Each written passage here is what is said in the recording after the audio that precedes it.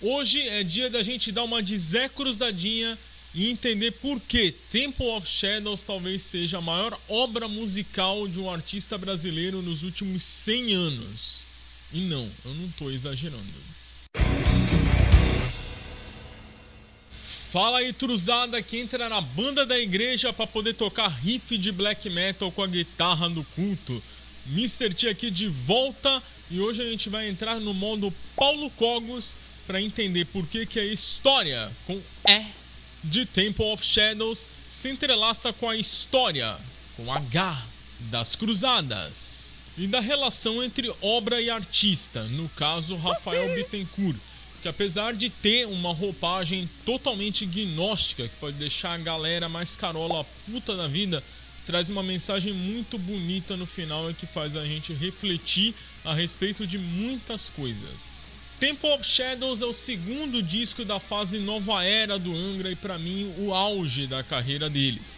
Ele foi lançado em 2004 depois de alguns adiamentos por conta de problemas do Falasquito Quito Quito com a voz. Gravado e produzido por Dennis, o Pimentinha Ward, lá na Alemanha, meu filho, ele conta a saga de Shadowhunter, um Zé Cruzadinha que estava meio confuso a respeito do que ele estava fazendo da vida dele. Vamos chamá-lo aqui de Zé Trevinha, afinal de contas a gente tem que avacalhar um pouquinho, nem que seja só um pouquinho. E ele foi inspirado num brutamonte chamado Godofredo de Bulhão, um cara que era um nobre lá general da primeira cruzada, que era forte pra caralho, era tipo Chuck Norris do medievo. Tem várias lendas a respeito desse cara, uma delas é que ele chegou a decepar um cavalo com um único golpe de uma Claymore, que é aquela espada mais pesada que a Taiskarla e cega que nem o Steve Wonder. Pra tu ver como o cara era fraco, hein? Mas pra gente compreender direito essa viagem do Bittencourt, a gente tem que entender primeiro o que foram as cruzadas. As cruzadas foram 8 campanhas militares de cunho religioso que tinham por objetivo retomar Jerusalém dos muçulmanos. Essa treta começou no ano 638 depois de Papai do Céu, quando os árabes tomaram Jerusalém dos bizantinos e forçaram todo mundo a dançar a música do El Chan.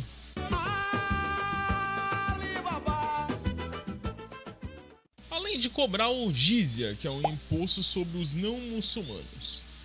Como a galera era roqueira e fã do Daniel Fraga, ficaram putos. Mas como ainda podiam ir pra igreja e ouvir um Blind Guardian, resolveram deixar tudo pra lá. Só que em 1076 os turcos seljúcidas tomaram conta do bagulho e aí, meu amigo, aí fudeu, né? Os caras tocaram o terror, fizeram até o rei Aleixo Comneno ignorar o grande cisma e pedir pinico pro Papa Urbano II. Sim, apesar de ser uma era feudal, o Papa era urbano mesmo. O Papa tava vendo o pau torando, o Aleixo lá cagando de medo, pedindo socorro, os nobres com síndrome de MST querendo mais terra e um monte de moreno tatuado, cara de bandido, entrando na igreja pra zerar o odômetro. Aí ele vendo aquele cenário inteiro, ele pensou: vou mandar essa galera toda sentar o cacete nos turcos, cara, eu sou um gênio. A ideia do tio Urbano era, além de pegar Jerusalém de volta, reunificar as igrejas católica e ortodoxa, dar um pouquinho de terra pro pessoal do Boulos e do Stedley pararem de encher o saco, purificar os pecados lá dos morenos tatuados e ampliar a influência da igreja mundo afora. Assim ele fez o concílio de Clermont, onde ele gritou em alto e bom som que os muçulmanos eram todos feios, chatos e bobos, e a galera saiu histérica gritando Deus vult, Deus vult, que significa volta meu Deus. Ai, que burro, dá 0 pra ele. Deus vult, com professor Mostarda. Deus vult significa Deus o quer. A vontade de Deus. A cruzada era a vontade de Deus. Então os cruzados estavam fazendo a vontade de Deus. A vontade de Deus também deveria de ser que reconhecessem o Megadeth como uma banda tão importante no thrash metal como Metallica. Eu influenciei 3 das 4 bandas do Big Four. Que droga! A história é ambientada durante a primeira cruzada e começa no cerco a Jerusalém com a música Temple of Hate. Sim, amiguinho, a história fica mais coesa dessa forma aqui, conforme nos é contada no livro. Jerusalém caiu, a galera saiu toda feliz lá tocando Bard Song, Florence of Unicorns, todo mundo bebendo aquela cerveja de cereal ruim pra cacete, mas era o que tinha pra hoje. Só que o Zé Trevinha tava triste, cara, tava lá no canto, cabisbaixo, pensando num velho maluco que tava falando que se Deus era onipresente não tinha que construir templo porra nenhuma, isso era coisa de ego e por isso que as pessoas estavam brigando. O velho praticamente ignorou Mateus 16:18 e o fato do humano precisar do imanente para alcançar o transcendente, chamando de templo do ódio aquilo que seria a instrumentalização de Deus. E o jeito que o Zé Trevinha achou de tancar essa porra foi indo pra um boteco bem risca-faca, enchendo a cara de cachaça, escutando o Reginaldo Rossi. Eis que uma mulher, aquela mulher lá que gosta da luz carminada, chegou pra ele com aquele decotão na cara e disse: Tá tristinho, tá? Eu te ajudo a esquecer isso, R$150 a hora. Não, Modernete. Eu sigo Dom Sandro e não caio nas suas artimanhas. Não, mas eu tô falando é de um tarozinho. Vamos, dá a mãozinha aqui, dá? Ela tira nas cartas que o Zé Trevinha ia fazer história, mas não do jeito que ele achava, que ele ia largar os manos da espada e ia voltar pra plantação. Ou seja, ele ia cair nos braços de uma honradinha. Que bonitinho! A ovelha negra será banida do rebanho, dizia o oráculo. Como o Zé Trevinha era um cristão à brasileira, daqueles que vai na missa, mas que gosta de bater um bumbo e fumar um charutinho, ele foi dormir com um elefante atrás da orelha. Quem era ovelha negra? O que significa isso? Ele não estava entendendo nada. Ecoava também a voz do velhote dizendo: Olha, meu filho, não importa se você joga suas moedas num poço do desejo ou guarda suas orações numa igreja cheia de ouro. O que importa é a fé dentro de você. Se existe um Deus, ele não tem casa, tá em todos os lugares.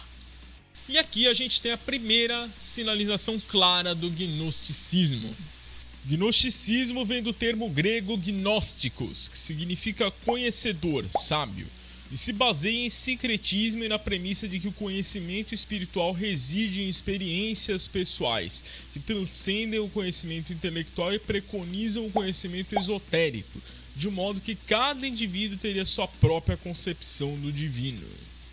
Obviamente que a Igreja Católica medieval não gostou nem um pouco dessa parada, até porque o significado de Igreja Católica é Igreja Universal. Sim, o Edir Macedo é católico. Aí sim, fomos surpreendidos novamente. Isso porque a Igreja apregoa que o catolicismo é a verdade universal, porque a Bíblia deveria de ser interpretada à luz do sagrado magistério católico. Mas não nos esqueçamos que os sacerdotes também são humanos, corrompidos pelo pecado original e pelo ego, potencialmente afetados pela sede de poder.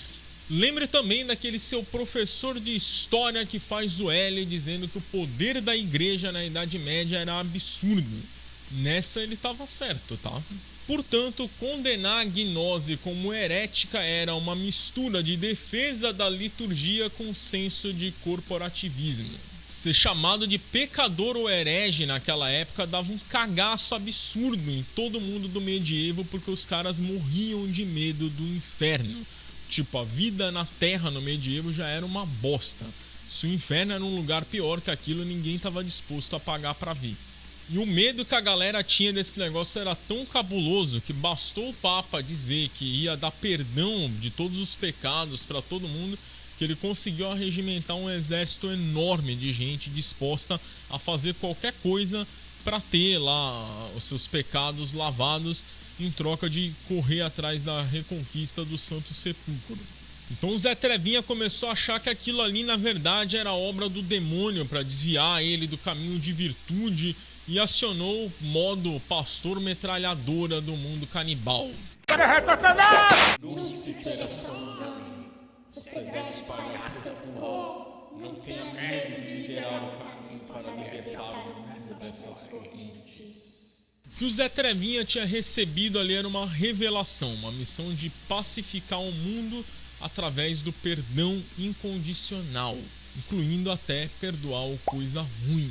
Sim, em Spread Your Fire tem um verso que diz: liberte o anjo da luz e agradeça-o por nos dar a vida. Lúcifer significa Lux Ferre, aquele que traz a luz, o anjo caído que se rebelou contra Deus, a estrela da manhã, mesmo termo atribuído ao Papai do Céu em Apocalipse 22:16.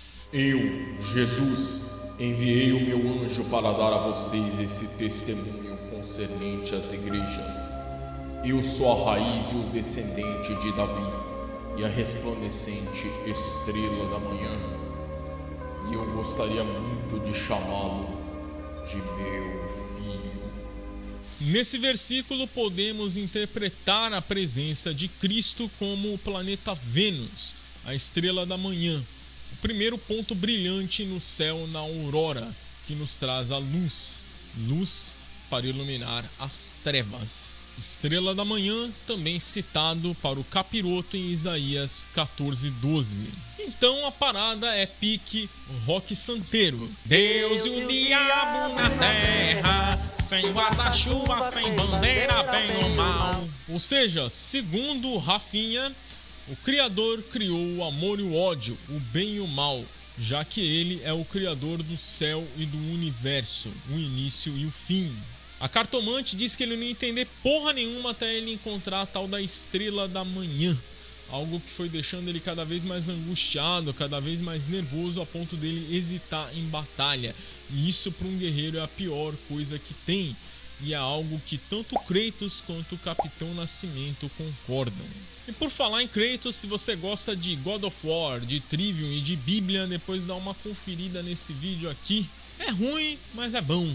Voltando ao nosso herói Zé Trevinha e a sua hesitação em sair no palco muçulmano, a gota d'água para o exército dele foi quando ele cagou no pau na batalha de Sherry-Gordon. Sherry-Gordon era uma fortaleza gigantesca situada na Niceia. Na linha do tempo original houve uma cruzada de mendigos e maloqueiros liderada por um cara chamado Pedro Eremita, que também podia ser chamada de Cruzada do Corinthians. Os caras eram tipo a torcida do Corinthians, né? Ia quebrando tudo que vinham pela frente e cantando: aqui tem um bando de louco! Louco por ti, Corinthians! Uma coisa horrível. Mas mesmo assim eles conseguiram tomar a fortaleza atacando de noite. A trairagem. Mas o sultão Khalid Aslan conseguiu retomar a fortaleza e deu um pau nos malocas. E acabaria perdendo essa fortaleza depois, quando a cruzada verdadeira, a dos nobres, chegou. Aí o buraco era bem mais embaixo, né? Vamos combinar. Convém dizer que aqui o Angra usou uma licença poética para misturar as estações. O Zé Trevinha era um dos líderes da cruzada verdadeira, a cruzada dos nobres, que não ficou sitiada pelo Khalid Aslan. Mas no enredo de Temple of Shadows, é ele e a guarnição dele que tá lá sitiada dentro da fortaleza. E na falta de cerveja, os caras acabaram tomando mijo. Tipo, já que não tem Heineken, vai Conti? Não, né? Foi meio que literalmente, viu? E foi direto da garrafa, se é que vocês me entendem. Essas dúvidas que pairavam na mente do Zé Trevinha fizeram ele hesitar em atacar um inimigo. Isso daí tá bem vago na letra da Shadowhunter, mas é bem detalhado na história do livro ilustrado. Essa belezinha aqui que eu tô deixando o link aqui para você comprar na lojinha da Amazon. Então capricha no like, lindão, e compra lá para ajudar a gente. No livro, essa hesitação é ilustrada como uma influência do próprio Capiroto, questionando ele sobre ele mandar para fazer um dueto com o Ronnie James Dio, o seu Júcida, que apesar de ter uma religião diferente, vir de um lugar diferente, era um ser humano como ele. E o Zé Trevinha dizia: não é igual a mim porra nenhuma. Mas no fundo, ele sentia um certo remorso de estar fazendo aquilo. No verso final da música Shadowhunter tem uma alusão disso, onde se diz que Jesus era um homem comum, igual a mim e você, e que Deus não tem forma, Deus não é tactível, não é visível. Isso é uma treta tão séria que chegou a causar o cisma da igreja no ano de 1059, se eu não me engano. Se estiver falando merda, o editor vai corrigir. Errou! Você tá ficando muito burro, hein? Tem vezes que eu tenho vontade de te dar uma bifa. Mas enfim, essas dúvidas de fé fazia aquele cruzado sentir que no final das contas era como tá perseguindo o vento. Like chasing the wind. Só que a tropa já tava de saco cheio dessa putaria, porque soldado fraco é um soldado que vai colocar todo o exército em perigo, e se ele não for abatido pelos inimigos, ele é abatido pelos amigos. Até aqui no Código Penal Militar de Banânia tem uma pena de jam com Cliff Burton por deserção ou coisa do tipo. O cara vira uma peneira, literalmente.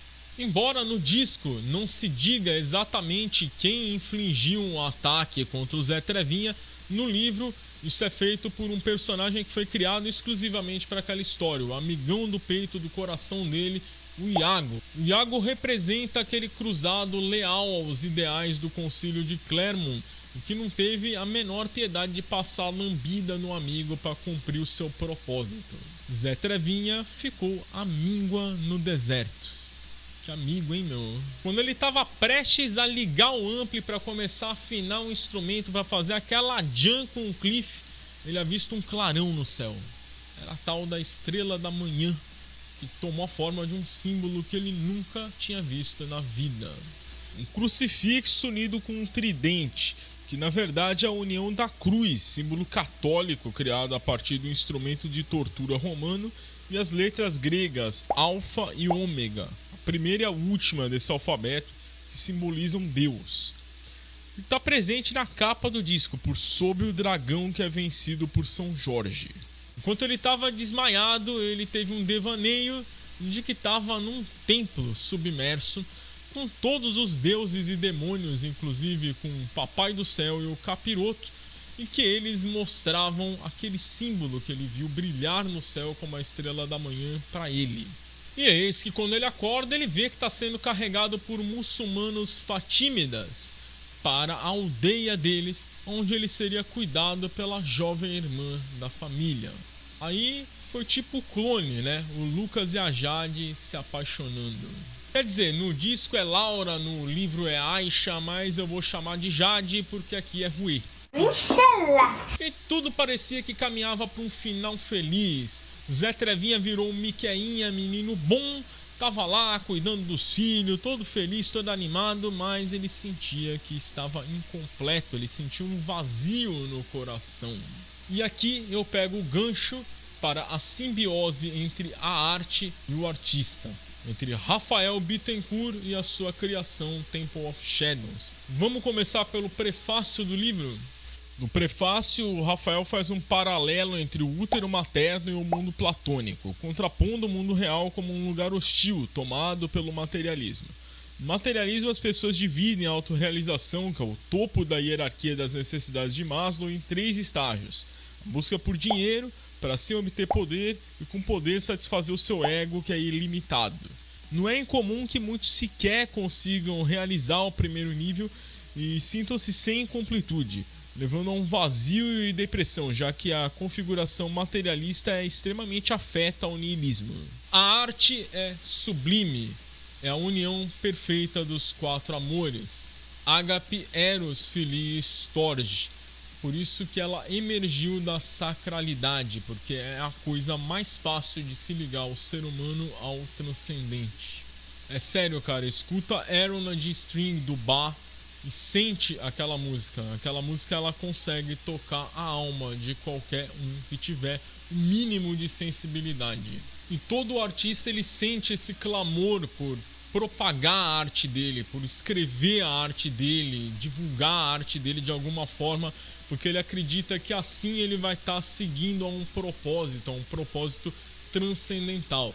Mesmo que o cara seja um ateu, aquela obra dele vai ficar para a posteridade, para outras e outras gerações entenderem que existiu ali uma pessoa que sentiu alguma coisa quando escreveu aquilo, que houve um estado de espírito. É aquela frase de um autor desconhecido: um homem ele só faz a jam com Cliff Burton de vez quando ele é esquecido. E o Rafael relata no pós-fácil dele porque ele teve uma mensagem, uma intervenção divina, alguma coisa do tipo, que mandou ele fundar o Angra para divulgar esses pensamentos dele há muito tempo atrás. Cara, isso é uma viagem tão absurda que eu vou deixar o pessoal descobrir comprando o livro e lendo isso por si próprio, porque vale a pena, cara. É muito louco o negócio. Em resumo, o artista precisa falar. Quem tem convicções precisa falar. Em Wait Silence, a banda relata isso como um pássaro preso dentro de uma gaiola, desesperado para conseguir voar, no caso, cantar. E foi isso que o Zé Trevinha escolheu, abdicar da sua vida anônima, calma e pacata, para divulgar sua doutrina do perdão absoluto e irrestrito, que incluía, inclusive, perdoar o capiroto, como eu já falei. Segundo ele, não cabe entendimento sobre aquilo que é dado ou tirado, cabe apenas o perdão. Já que nenhuma verdade absoluta poderia existir numa mente consciente, porque cada pensamento é submetido a um julgamento individual e arbitrário. Ou seja, a negação de uma verdade absoluta nega a razão e preconiza um conhecimento esotérico, com a letra S, a tal da gnose, que caminha lado a lado com o que filósofos como Nietzsche e Deleuze escreveram. E parece que a turma curtiu o negócio, porque foi um pique meio mistura de Noé com Henri Cristo, que o cara reuniu ao redor dele fiéis e haters, e a parada foi tomando corpo, foi tomando engajamento e foi ficando grande, meu. O cara ganhou seguidor no Twitter, subiram lá a hashtag perdão ao capiroto, tava tudo em alta nos trend topic, virou matéria no Fantástico, o cara tava todo, só que isso chegou no ouvido do Vaticano. Os caras já não gostavam muito desse negócio de gnose, falava que era coisa de herege e tal, e aí a chapa esquentou. O resultado disso foi uma campanha de cruzados pilhando a cidade onde o Zé Trevinha vivia. Ele tentou lutar, mas os cavaleiros atacaram a família dele. O cara ficou completamente arrasado por uma dor que teria que carregar pro resto da vida. Uma dor que só acabaria no momento que ele plugasse o ampli para tirar aquele som com o Cliff. A família dele já estava sendo enterrada, mas estava em paz, enquanto ele permanecia naquele mundo de dor. Afinal, a dor ela é só para os vivos e não para quem faz uma jump com Cliff Burton.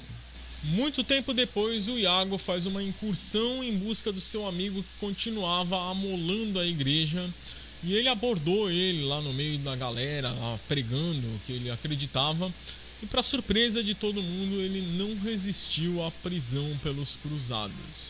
Ele acabou recebendo um carinho muito especial de uma galerinha que gostava de usar ferros em brasa na pele de pessoas e condenado a fazer uma turnê com os Mamonas. Ele poderia ter reagido? Olha, com certeza, viu? O cara era bom de briga, ele podia dar umas porradas ali, tinha uma galera ali do lado dele, ele ia vender caro o negócio. Mas ele resolveu dar a outra face, na interpretação mais comum de Mateus 5,39, por se acreditar que essa seja a única maneira de você findar um ciclo de violência e agressão de uma vez por todas.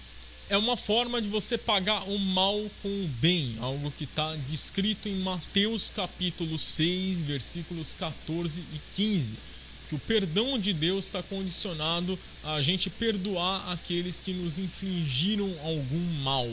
O ódio, o rancor e a vingança são sentimentos humanos e naturais, mas que não reconfortam a gente nos nossos momentos de dor.